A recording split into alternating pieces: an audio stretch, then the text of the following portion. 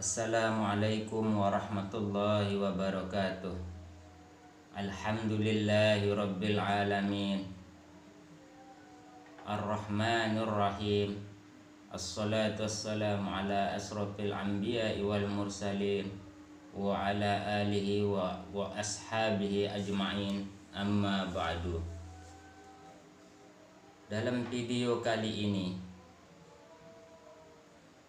saya akan mengajak Anda untuk membahas tentang sholat, rukun Islam yang kedua.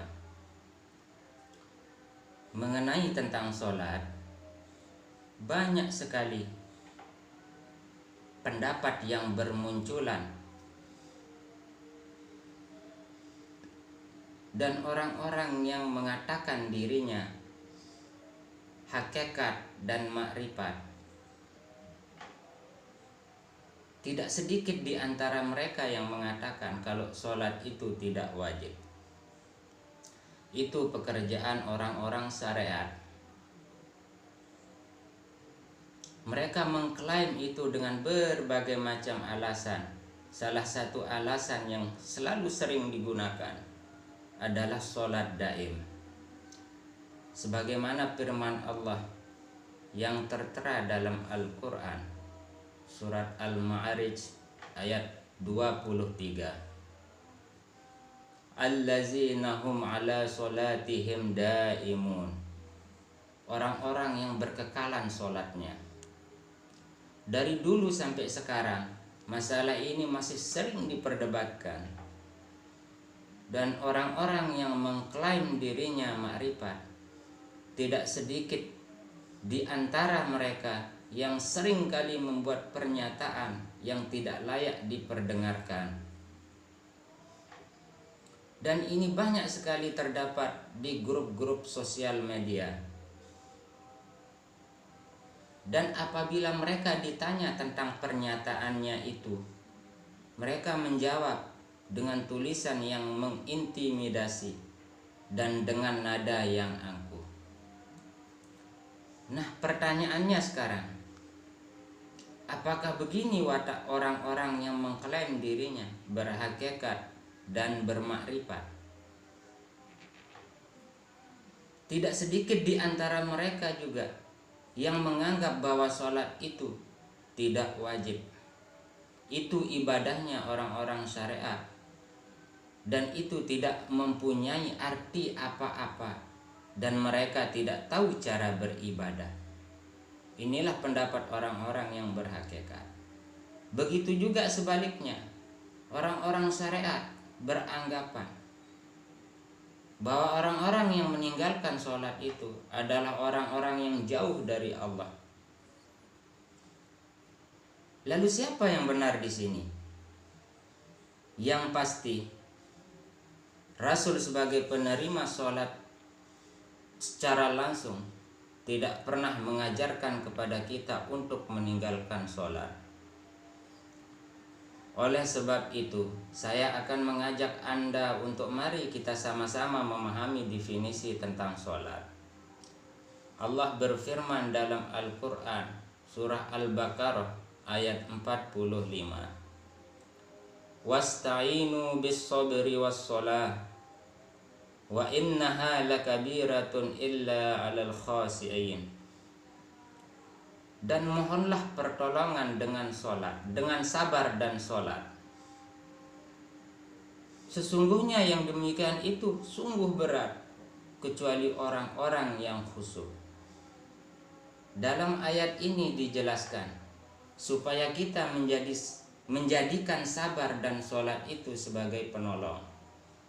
Dan dijelaskan lagi bahwa menjadikan sabar dan sholat itu sebagai penolong itu sungguh berat, kecuali orang-orang yang khusyuk.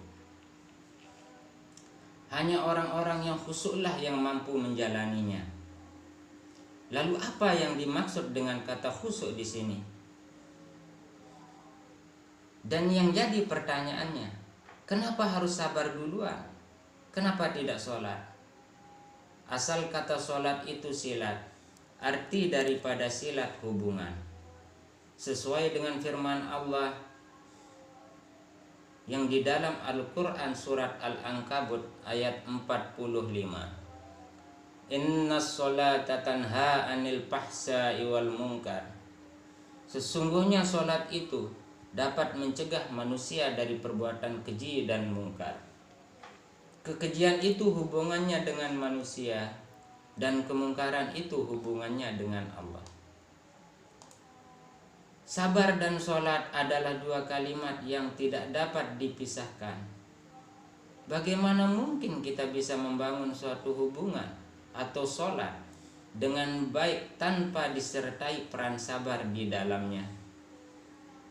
Karena sifat sabar inilah yang akan mengarahkan kita pada suatu hubungan yang baik. Baik itu hubungan dengan manusia maupun itu hubungan dengan Allah. Antara sabar dan sholat adalah satu kesatuan yang tidak dapat dipisahkan dari semua bentuk nilai perbuatan atau nilai hubungan yang baik. Tapi ini sangatlah berat untuk dijalankan atau untuk diamalkan, kecuali orang-orang yang khusyuklah yang dapat mengamalkannya. Lalu apa yang dimaksud dengan kata khusyuk? Khusyuk ini adalah keadaan hati. Dan definisi dari khusyuk itu adalah ketenangan, kerendahan, ketundukan, dan kebaikan. Yang semuanya itu mengarah kepada Allah. Sehingga dengannya kita bisa melahirkan kesadaran yang tinggi. Dan dengan kesadaran itu sendiri kita bisa membangun kesabaran dan melahirkan nilai-nilai hubungan yang baik. Dan dengan kesadaran itu sendiri kita akan menjadi pribadi yang hawas dalam melahirkan semua bentuk statement atau sifat-sifat. Inilah definisi dari sholat khusyuk itu untuk mencapai sholat daim. Apakah hal tersebut sudah menjadi jiwa pada diri kita? Dan tentunya kita harus berkaca dulu pada diri kita. Wallahu a'lam bissawab. Untuk itu, mari kita sama-sama untuk belajar dan terus belajar. Dan janganlah kita mengatakan sesuatu yang kita sendiri belum memahaminya dengan pasti. Semoga ini bisa jadi pelajaran yang baik bagi kita.